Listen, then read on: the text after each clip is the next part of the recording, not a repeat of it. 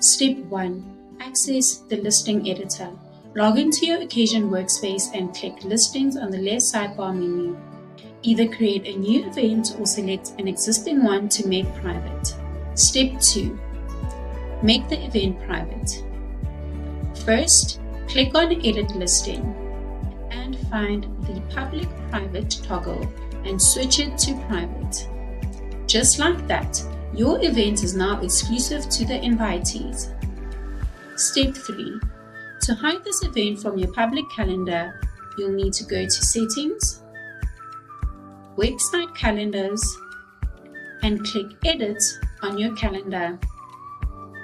Scroll down and look for Show Private Event on the calendar. Then turn it off. When you're done, save changes to keep the event private. And that's it. You've just created a private event for your skating rink.